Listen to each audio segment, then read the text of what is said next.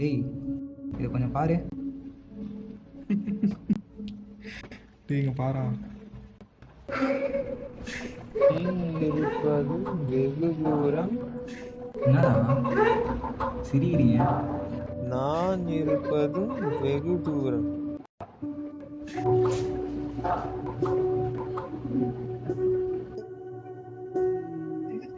டேய் இது எடுக்கிறவெல்லாம் வச்சுக்காத.